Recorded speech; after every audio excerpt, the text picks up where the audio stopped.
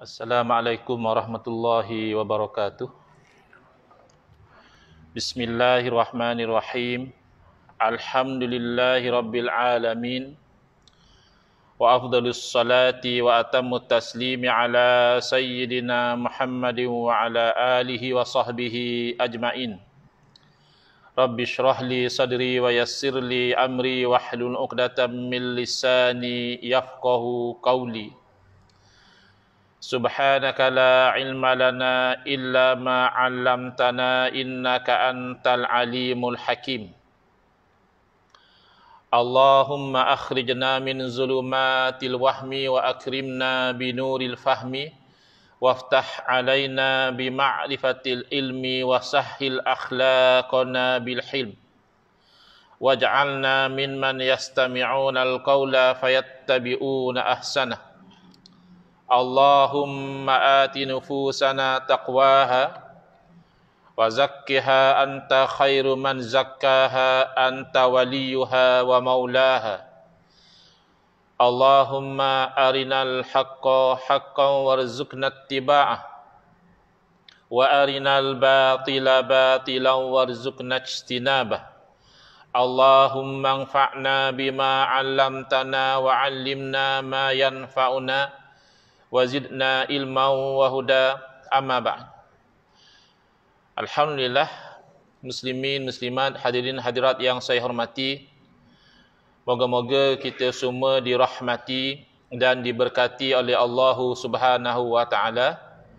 Syukur kepada Allah Subhanahu wa taala, pada malam ini kita akan menyambung pengajian kuliah Maghrib bulanan anjuran Masjid Qaryah Batu 10 Ceras, menggunakan kitab Nurul Huda, Cahaya Hidayah, syarah kepada kitab Masailut Tauhid, masalah-masalah berkaitan dengan ilmu tauhid, yang mana disusun oleh guru saya Al-Fadil Ustaz Haji Adnan bin Haji Muhammad Samman, hafizahullahu ta'ala wa nafa'ana bihi wa bi'ulumihi fid daraini amin. Mensyarahkan kitab ayahanda beliau dan guru saya almarhum Tuan Guru Haji Muhammad Samman bin Haji Muhammad Khan rahimahullahu ta'ala wa nafa'ana bihi wa bi'ulumihi fid daraini amin. Ini adalah kuliah kali yang kedua, yang mana kali yang pertama dahulu saya hanya membaca kata pengantar. Maka pada hari ini kita masuk kepada muqaddimah yang ditulis oleh guru saya Ustaz Adnan bin Haji Muhammad Samman hafizahullah. Kalau tidak silap saya di muka surat 7. Sebab saya pakai yang saya tak pasti yang final ataupun tidak. Sama tak surat 7? Muqaddimah sama ya.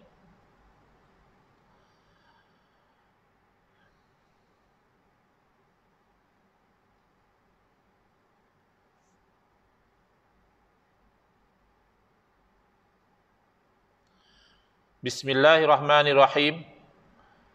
Alhamdulillahi rabbil alamin.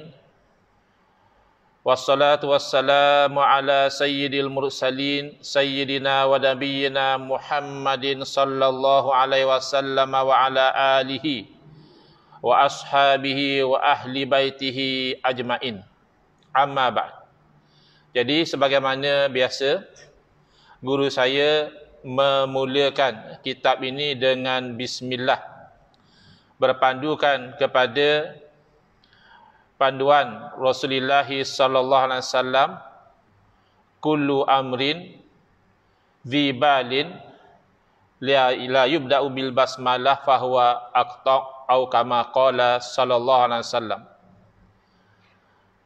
Setiap urusan yang ada sesuatu kepentingan yang tidak dimulai dengan lafaz bismillahirrahmanirrahim, maka urusan itu terputus, yakni hilang keberkatan dan kebaikannya. Jadi menjadi satu adat, kebiasaan di kalangan para alim ulama di kalangan ustaz-ustaz apabila menulis kitab pastilah dimulai mukaddimah dengan bismillah sebagai mukaddimah yang pertama. Kemudian hamdalah. Mukaddimah yang kedua adalah memuji kepada Allah Subhanahu wa taala, kerana kalau tidak dengan limpah taufik, hidayah, inayah, riayah daripada Allah Subhanahu wa taala, satu huruf pun kita tidak mampu untuk menulis. Jadi alhamdulillahirabbil alamin, segala pujian milik Allah Subhanahu wa taala, Tuhan sekian alam. Ya, kita tahu kalau Allah memuji dirinya sendiri itu milik Allah. Kalau makhluk memuji Allah juga milik Allah. Kalau Allah memuji makhluk sebagaimana Allah Subhanahu wa taala memuji kepada junjungan Nabi sallallahu alaihi wasallam, wa innaka la'ala khuluqin azim. Sesungguhnya kamu itu berada di atas khuluk, ya, di atas bentuk kejadian yang sangat agung, pun kembali kepada Allah. Kerana Nabi Muhammad sallallahu alaihi wasallam makhluk Allah. Demikian juga puji makhluk kepada makhluk juga adalah milik Allah Subhanahu wa taala. Wassalatu wassalamu ala sayyidil mursalin. Selawat dan salam ke atas penghulu kepada sekalian Rasul, Sayyidina, penghulu kami. Ya, jadi Nabi SAW ada Sayyid, Sayyidu waladi Adam. Ya, dalam hadis Nabi SAW menerangkan, ana Sayyidu waladi Adam. Saya penghulu kepada anak Adam wala fakhar, tapi bukan dengan nak berbangga-bangga, bukan. Itu hakikat. Wa nabiyyina, dan Nabi kita Muhammad sallallahu alaihi wasallam, dan ke atas keluarga baginda dan sahabat-sahabat baginda. Dan juga ke atas ahli keluarga baginda. Kesemuanya. Jadi kita ahli sunnati wal jamaah ini, kita seimbang, tidak ekstrim. Kita itu mendoakan kepada keluarga Nabi sallallahu alaihi wasallam tidak seperti golongan nasibi, golongan yang benci kepada keluarga Nabi sallallahu alaihi wasallam, khariji yang bersikap khawarij, dan tidak juga membenci kepada sahabat Nabi. Wa asbihi, kita doa, wa ashabihi, sahabat-sahabat baginda juga kita doakan supaya kita tidak menjadi seperti golongan Syiah. Syiah, mereka itu membenci kepada kebanyakan sahabat Nabi kerana dianggap merampas atau khianat terhadap hak Sayyidina Ali radhiyallahu ta'ala anhu menjadi khalifah. Qala an-nabiy sallallahu alaihi wasallam, afdalul a'malil ilmu billah, innal ilma yanfa'uka ma'a qalilil amali wa katsirihi, wa innal jahla la yanfa'uka ma'a qalilil amali wala kathirihi. Rawahul Hakim an Anas radhiyallahu an. Jadi guru saya mulakan dengan membawa hadis Nabi sallallahu alaihi wasallam yang menjadi dorongan, menjadi motivasi kenapa beliau mensyarahkan kitab Masailut Tauhid ini, kerana didorong oleh makna hadis ini, sebaik-baik amalan adalah ilmu dengan Allah. Maknanya ilmu mengenal Allah. Kerana sesungguhnya ilmu ma'rifatullah ini memberi manfaat kepada kamu beserta dengan sedikit amal dan banyak amal. Kalau ada ma'rifatullah, ada akidah yang betul, ada tauhid di dalam hati, walaupun amal itu sedikit, bawa manfaat. Apatah lagi kalau banyak. Wa innal jahla, dan sesungguhnya kejahilan, tak kenal pun Allah Subhanahu wa taala, tak kenal pun ma'bud yang disembah itu bagaimana, maka kejahilan itu la yanfa'uka, tidak memberi manfaat kepada kamu, ma'a qalilil amali wala kasirihi, beserta dengan amalan yang sedikit dan juga amalan yang banyak pun tidak akan memberi manfaat. Hadis ini diriwayatkan oleh Anas bin Malik radhiyallahu anhu dalam Nawadirul Usul, oleh Al-Hakim At-Tirmizi juga dengan lafaz an Anas bin Malik radhiyallahu anhu qala jaa rajulun ila Rasulillah sallallahu alaihi wasallam faqal. Daripada Anas bin Malik radhiyallahu anhu, beliau berkata bahawa datang seorang lelaki kepada Rasulullah sallallahu alaihi wasallam, lalu lelaki itu bertanya, ya Rasulullah, ayul a'mali afdal? Wahai Rasulullah, apakah amalan yang paling afdal? Ya, jadi kebanyakan orang di zaman dahulu mereka itu ingin beramal, tapi mungkin tak mampu nak amal semua.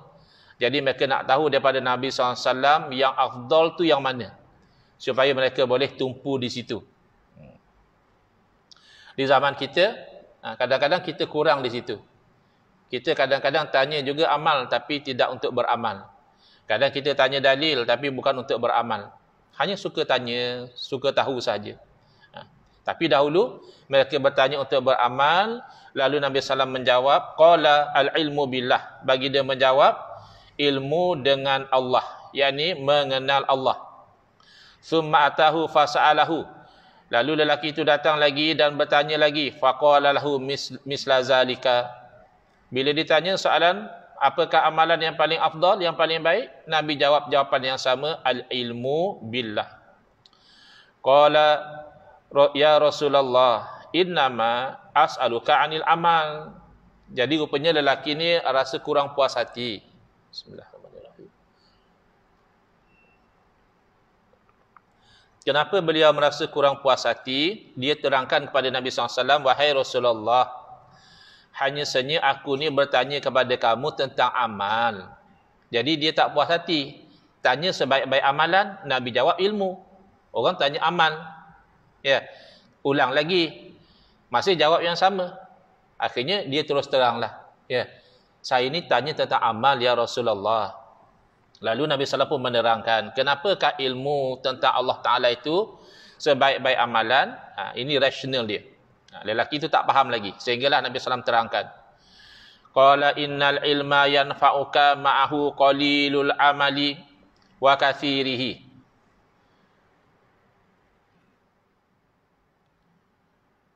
Wa kasiruhu.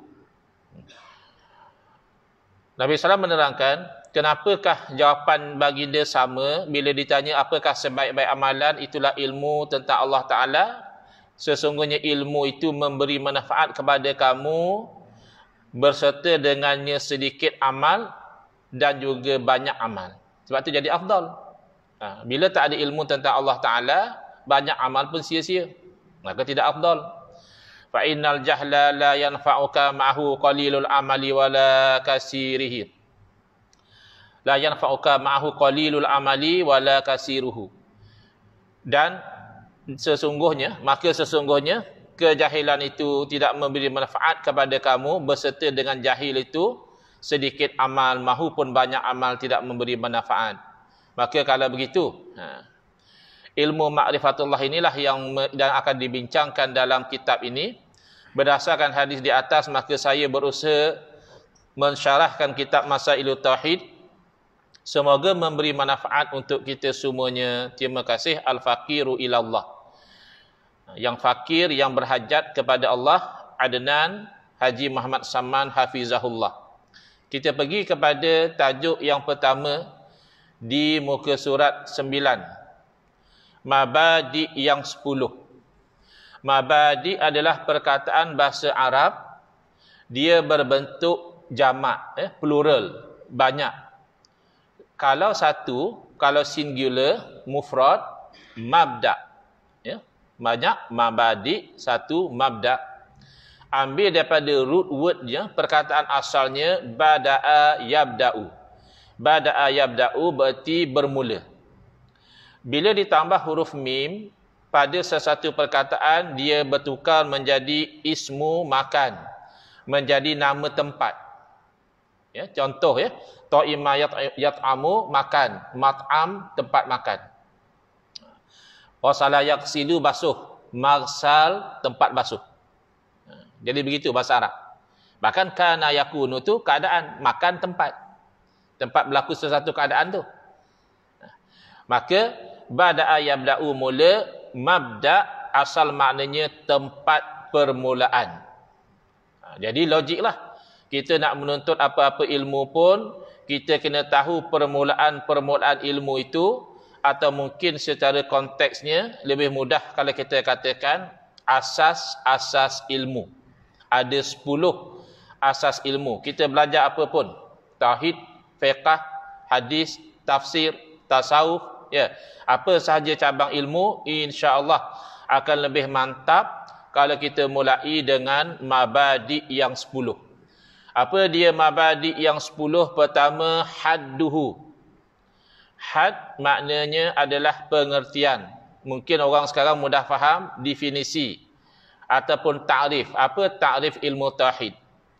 Yang kedua, maudu'uhu. Maudu', wadu'a yada'u, letak. Maudu' sesuatu yang diletakkan. Diterjemahkan di sini hantarannya.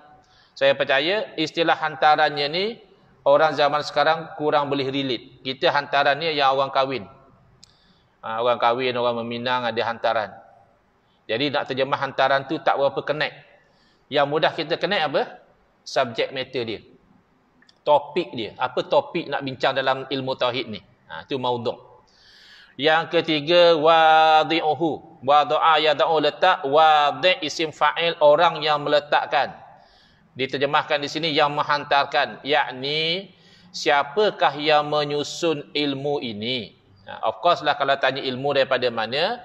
Daripada Allah Subhanahu Wa Taala, disampaikan oleh Rasulullah sallallahu alaihi wasallam. Tapi ilmu ni kan ada dalam ayat ni, ada dalam hadis ni, yang susun jadi satu ilmu tu siapa? Keempat, ismuhu, apa nama ilmu? Ilmu tauhid lah ustaz. Ya, tapi kadang-kadang satu ilmu tu ada pelbagai nama. So kita nak ambil tahu. Yang kelima, ghayatuhu, tujuannya. Tujuan yang secara memfokusnya, secara makronya apa tujuan? Yang keenam, hukmuhu, apa hukum belajar ilmu tauhid ni? Kadang-kadang orang ambil sambil lewa. Dia tidak perasan hukum ilmu tauhid tu kalau ditinggalkan berdosa. Yang ketujuh, maksuduhu. Tadi ghayatuhu tujuan juga. Maksud juga tujuan. Tapi maksud ini tujuan yang lebih spesifik kepada satu persatu. Yang ke-8, istimdaduhu. Kalau madda yang muddu menghulurkan. Madda yang muddu menghulurkan. Istamadda yastamiddu menarik. Maknanya ilmu ni ditarik daripada mana? Mudah fahamnya sumber ilmu. Hati-hati. Zaman sekarang ni kadang-kadang orang kata apa belajar tauhid? Ini ilmu falsafah Yunani. Ini ilmu ambil daripada buku-buku orang kafir. Kalau kita tak mengaji mabadi', kita pun boleh percaya. Oh betul rugi saya belajar sifat 20. Rupanya ini ilmu orang kafir rupanya. Sebab kita tidak tahu tempat ambilannya di mana. Sources dia mana. Kemudian yang ke-9, nisbatuhu. Apakah bandingan kedudukan posisi ilmu tauhid ini berbanding dengan ilmu yang lain? Dan yang ke-10 serta terakhir, faidatuhu. Apa faedah belajar ilmu tauhid ni? Kerana setiap ilmu itu ada faedahnya yang berbeza satu sama lain, walaupun satu sama lain itu mungkin masih ada kaitannya. Baik, mulai dengan yang pertama. Guru saya menyusun, bahkan daripada almarhum Tuan Guru Haji Mat Saman rahimahullah, beliau menyusun dalam bentuk soal jawab, sesuai sebagaimana yang berlaku dalam hadis Jibril alaihissalam yang masyhur, yang mana Sayyidina Jibril alaihissalam merupa sebagai rupa manusia, bertanya soalan kepada Nabi sallallahu alaihi wasallam, akhbirni anil Islam, bagi tahu kepada aku tentang Islam. Akhbirni anil iman, bagi tahu pada aku tentang iman. Akhbirni anil ihsan, dan ada juga bertanya tentang hari kiamat. Ada juga bertanya tentang asyratis sa'ah, tanda kiamat. Setelah dijawab oleh Nabi SAW, malaikat Jibril alaihissalam yang merupa sebagai rupa manusia berlalu. Lalu Nabi SAW bertanya kepada Sayyidina Umar radhiyallahu anhu, ya Umar, atadri manis sa'il. Wahai Umar, kamu tahu tak siapa yang tanya-tanya soalan tadi? Lalu Sayyidina Umar radhiyallahu anhu menjawab dengan penuh beradab, Allahu wa rasuluhu a'lam. Allah dan Rasulullah lebih tahu, aku tak tahu. Lalu Nabi SAW menerangkan, fa innahu Jibril atakum yu'allimukum dinakum. Sesungguhnya lelaki tadi itu adalah malaikat Jibril. Dia telah datang kepada kamu untuk mengajar kepada kamu agama kamu. Padahal malaikat Jibril tak mengajar. Malaikat Jibril hanya tanya soalan, kemudian datang jawapan. Maka di situlah kita dapat faham proses tanya jawab juga dianggap mengajar, memberikan ilmu. Maka kalau kita bertanya tanyalah dengan niat yang ikhlas, ingin faham. Jangan bertanya dengan niat kedegilan. Ya. Ramai orang sekarang dalam Facebook, dalam apa, dia bertanya untuk degil. Saya hari ini dapat soalan yang menarik. Saya bincang tentang isu tawassul. Tawassul dengan orang yang telah mati. Di sisi kita ahli sunnah wal jamaah tak ada beza. Tawassul minta dengan Allah Ta'ala, sebut amal soleh atau orang soleh. Orang soleh yang telah meninggal dunia tetap orang soleh. Orang soleh yang masih hidup juga orang soleh. Tapi ada orang keliru. Dia sangkakan tawassul hanya boleh dengan orang hidup. Padahal tidak ada dalil. Jadi bila saya buat posting macam itu, ada satu orang komen, dia kata, kalau Ustaz Engku mati nanti, kami boleh ke tawassul dengan Ustaz Engku? Saya tak pastilah tujuan dia bertanya itu nak faham ke, nak perli ke, wallahualam. Tapi saya jawab terus terang lah. Saya kata kalau dari segi prinsip syarak boleh. Kerana tak ada kena-mengena mati hidup. Cuma dari segi hakikatnya tak pastilah. Sebab tawassul ni dengan orang soleh. Saya ni soleh ke tak soleh? Tak tahu. Saya harap jadi orang soleh. Tapi tak ada kepastian. Kalau tawassul dengan Nabi SAW dah pasti. Tawassul dengan setengah wali, ya, sudah mutawatir orang ni wali Allah. Tidak dipertikaikan. Tapi kalau setakat tawassul dengan ustaz, wallahualam lah. Kod dia orang soleh ke tidak soleh, wallahualam. Tapi konsep tawassul itu sabit dalam hadis-hadis. Tidak dipertikaikan. Jadi kalau tujuan dia bertanya untuk faham, insya-Allah faham. Kalau tujuan dia bertanya untuk memperli, untuk berdegil, untuk ketegak kata orang utara, tak dapat apa. Dia makan hanyut dengan kekeliruan. Ya. Tapi tanya jawab yang proper, itu satu proses untuk dapat ilmu. Maka soalan yang pertama, apa dia hadnya pengertian ilmu tauhid itu? Apakah takrif ilmu tauhid? Jawapan, adapun had atau pengertian atau takrif atau definisi ilmu tauhid itu ialah diketahui dengan dia bahawa sesuatu itu satu. Ini takrif secara bahasa. As long as kita tahu sesuatu itu satu, tauhid. Bahkan kawan-kawan selalu bergurau, ya, mereka berkata kita ni semua golongan muwahhidin, orang yang bertauhid. Kenapa? Kerana masing-masing tak berani poligami. Isteri satu saja, kita bertauhid dengan isteri kita. Mensinggalkan isteri itu tauhid lah. Ataupun berpecah belah masyarakat, kita buat program bermaaf-maafan, bersatu padu, itu juga tauhid, menyatukan umat. Baik. Tapi bukan itu yang kita maksudkan.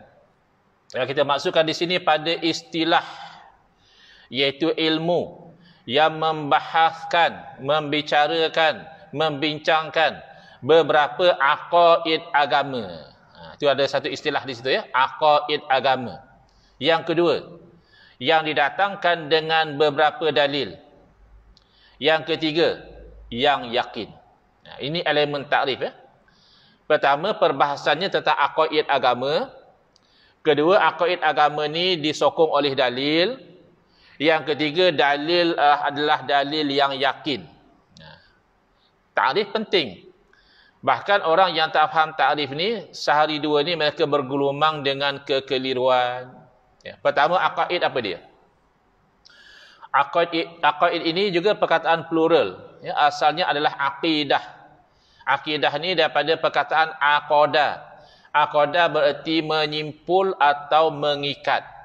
Jadi aqidah di sini bererti simpulan-simpulan keyakinan yang ada dalam hati seseorang yang tidak akan dirungkai buka lagi. Aqidah. Aqidah yang betul, aqidah sahihah.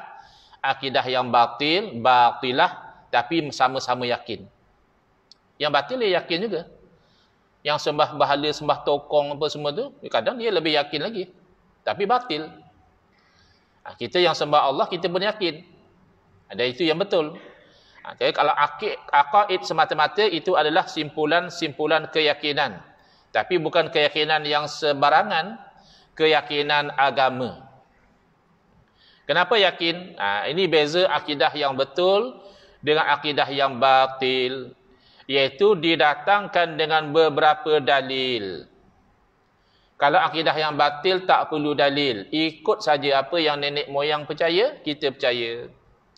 Kalau nenek moyang percaya pada patung ni, dia pun percaya pada patung tu. Kalau percaya pada matahari, sembah matahari, dia pun sembah matahari. Sembah dewa-dewa, sembah dewa-dewa. Dalil tak perlu. Tetapi kalau akidah yang sebenar, mestilah keyakinan itu disokong dengan dalil. Dan dalil itu mestilah yakin. Kenapa dalil mesti yakin? Kerana akidah mesti yakin.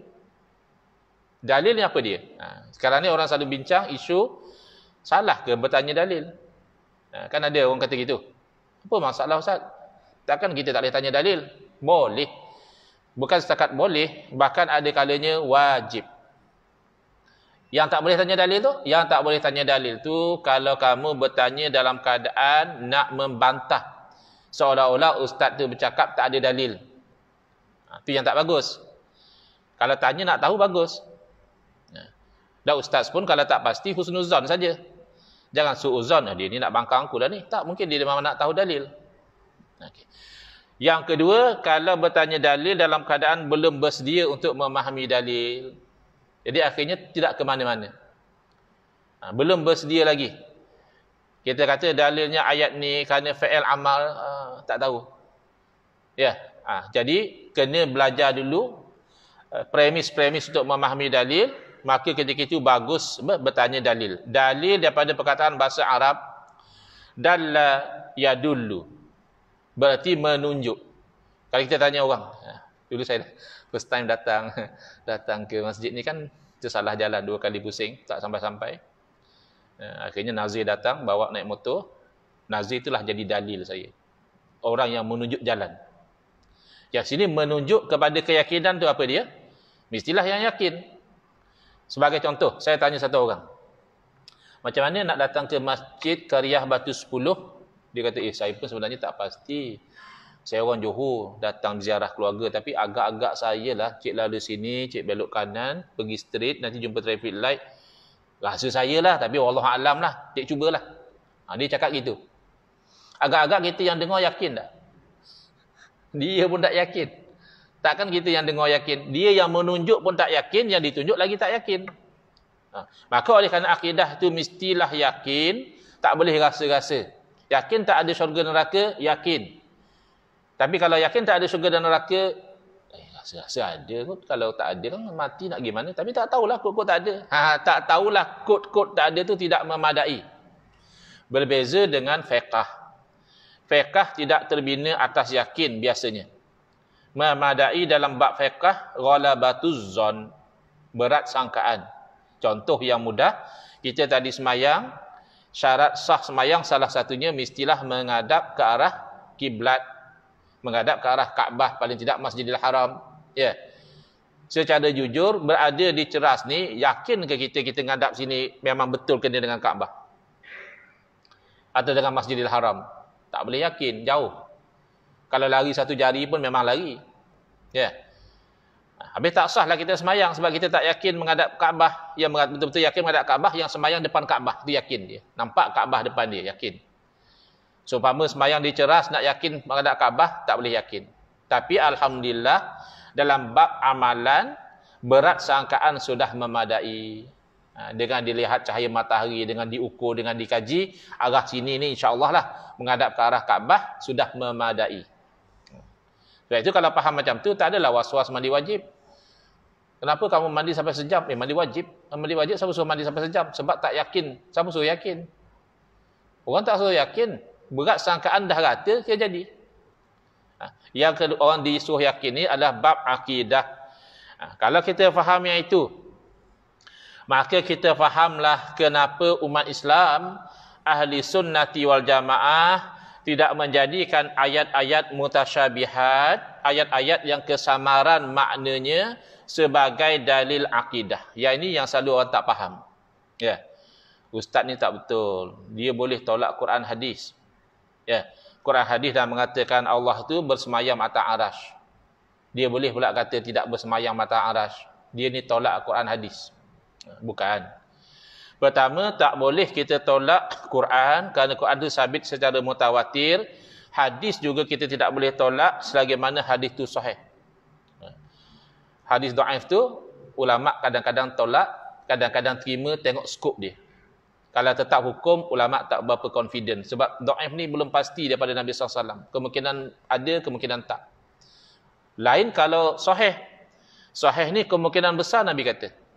Bila dikaji dengan perawi itu, bersambung sanad dan sebagainya, kemungkinan besar itu memang Nabi kata. Kemungkinan besar itu sudah cukup mewajibkan beramal. Tapi kalau setakat cerita fadilat, kalau buat macam ini pahalanya, atau menggalakkan orang beramal, menggurunkan orang buat maksiat, maka ulama masih terima hadis dhaif. Tapi kalau hadis mutawatir, sama macam Quran, yakin. Mutawatir ni bilangan ramai yang meriwayatkan, tak mungkinlah seramai itu menipu, seramai itu terlupa, seramai itu tersilap, tak mungkin. Cerita mutawatir ni yakin, bukan cerita Quran hadis saja. Apa-apa perkhabaran yang mutawatir menyebabkan kita yakin, walaupun kita tidak lihat sendiri.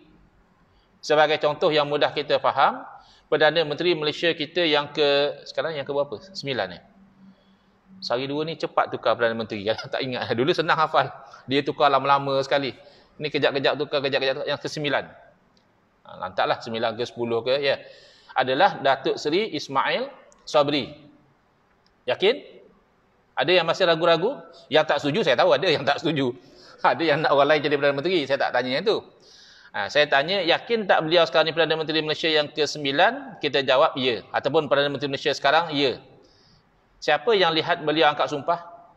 Tak ada. Tak ada yang dijemput angkat sumpah. Yang tengok baca watikah pelantikan? Habis yang yakin? Sebab perkhabaran kata beliau sudah naik sebagai Perdana Menteri itu sampai secara mutawatir. Ya, Astro Awani lapor benda yang sama, Sinar Harian lapor benda yang sama, Utusan Malaysia benda yang sama, Yahoo.uk apa semua pun lapor benda yang sama, tak mungkinlah semua pakat menipu, maka al-mutawatiru yufidul qat'ah. Sebab itulah di dalam ilmu akidah kita berpegang dengan dalil yang mutawatir. Ya. Itu satu. Mutawatir ni daripada sudut itu daripada Nabi SAW. Tetapi lafaz tu makna apa? Bila bertanya lafaz makna apa, bukan sahaja hadis, bahkan Al-Quran ada kalanya tidak pasti. Kena cermat. Nanti kita kata, Quran pula tak pasti. Macam mana ustaz ni mengajar? Quran pasti daripada Allah Subhanahu Wa Taala, daripada Nabi SAW, tidak ragu-ragu sedikit pun. Tetapi perkataan ini dalam Al-Quran maknanya apa masih boleh ragu-ragu kalau perkataan itu maknanya tidak jelas. Kalau kita belajar tentang satu ilmu namanya ilmu dilalat. Dilalat ataupun dalalat. Ilmu bagaimana satu lafaz menunjuk kepada makna. Lafaznya ada makna. Tapi kadang-kadang makna itu jelas. Kadang-kadang makna itu 50-50. Kadang-kadang banyak makna. Mana satu yang dimaksudkan tu. Ambil bahasa Melayu sudahlah. Apa makna kaki? Apa makna kaki? Ya, anggota badan lah Ustaz. Yang di bawah ni. Yang selalu kena gaut ni. Itulah kaki. Habis kalau nak kain 5 kaki? Yang tu juga? Kalau dia tu kaki minum? Yang tu juga? Tidak. Jadi kadang-kadang ketidakjelasan itu adalah kerana perkataan itu sendiri membawa pelbagai makna. Maka daripada sudut jelasnya satu perkataan menunjuk pada makna, ada 4 level. Ada yang zahir, ada yang nas, ada yang mufassar, ada yang muhkam. Ya, kita ingat Quran hadis je. Betul Quran hadis. Tapi lafaz menunjuk pada makna, kalau dari segi jelas pun sudah beza. Apatah lagi yang jenis tersembunyi. Ada yang khafi, ada yang mujmal, ada yang muskil, dan yang paling sama-sama namanya mutasyabih. Wa ma ya'lamu ta'wilahu illallah. Mutasyabih ni tak ada orang yang tahu makna sebenar kecuali Allah. Habis tak ada orang tahu makna sebenar kecuali Allah, macam mana kita nak jadikan dalil dalam akidah? Dalil dalam akidah mesti yakin. Saya bagi contoh ya. Satu ayat Al-Quran mengandungi kalimah yang yakin maknanya dan mengandungi kalimah yang ragu-ragu maknanya. Makna ya, ayat Quran daripada Allah tak ada ragu-ragu. Tapi ini bukan bab akidah, bab fiqh. Iaitu firman Allah Ta'ala, wal mutallaqatu yatarabbasna bi anfusihinna thalathata quru. Orang-orang perempuan yang diceraikan oleh suami mereka, hendaklah mereka beriddah selama 3 quru. Ini ayat tentang iddah ya. Kita tahu perempuan kalau kena cerai, walaupun ada lelaki yang minat nak kahwin dengan dia, tak boleh lagi. Kena tunggu habis iddah. Berapa lama? 3 kali quru. Maka kalimah salasata dalam Quran tu jelas makna dia. Ada satu makna saja iaitu 3. Itu namanya qat'iyyud dalalah ataupun qat'iyyud dilalah. Menunjuk pada makna tu pasti. Maka tidak ada ulama kata 4, tidak ada ulama kata 2. Semua ulama ijma' kata 3. Tetapi kalimah quru dalam bahasa Arab dipanggil kalimah yang mushtarakah, kalimah yang dikongsi makna. Oleh 2 makna saja. Bukan banyak ya, 2 makna saja. Kalau kalimah ain, mata 5 makna. Masing-masing makna yang sebenar. Tapi kalau quru 2 makna pun sudah jadi ragu-ragu. Satu makna quru adalah suci daripada haid, satu lagi makna quru adalah haid. Maka ulama tertanya-tanya, yang dimaksudkan dalam ayat Quran tu 3 kali suci atau 3 kali haid. Tengok tapi tak apalah masalah fiqh. Walaupun khilaf, kita boleh berlapang dada. Ya, yang kata 3 kali suci pun boleh jadi betul, mereka ijtihad. Yang kata 3 kali haid pun boleh jadi betul, mereka ijtihad. Tetapi dalam bab akidah tidak boleh ragu-ragu. Makanya macam mana nak pegang Ar-Rahmanu 'alal 'arsy istawa? Kita pegang bahawa betul ada yang namanya istiwa. Tak boleh nafi. Saya pernah ditanya ketika berkuliah di Melaka, Ustaz, adakah saya ni jadi kafir kalau saya mengatakan Allah istiwa? Saya kata terbalik tu. Kalau Tuan Haji nafikan istiwa tu yang jadi kafir, nafikan ayat Quran. Tapi apa makna istiwa? Itu makna yang layak dengan Allah. Tak boleh kita maknakan dengan duduk, bersemayam, kerana itu makna makhluk. Kita sini isyak terus berhenti ya. Tak ada sama-sama lah ya. Jadi sedang eloklah stesen-nya. Saya tengok tinggal lagi 1 minit. InsyaAllah nanti kita sambung lagi dengan penerangan. Had itu juga bermaksud sempadan atau daerah. Bismillahirrahmanirrahim. Alhamdulillahirabbil alamin, wassalatu wassalamu ala asyrafil anbiya'i wal mursalin wa ala alihi wa sahbihi ajma'in. Allahumma syrah sudurana wa ahsin akhlaqana wa azim ujurana wa nawwir qulubana bi nuri hidayatika kama tarda bi nuri syamsika abadan abada bi rahmatika ya arhamar rahimin. Walhamdulillahirabbil alamin. Amin ya rabbal alamin. Wal afu minkum.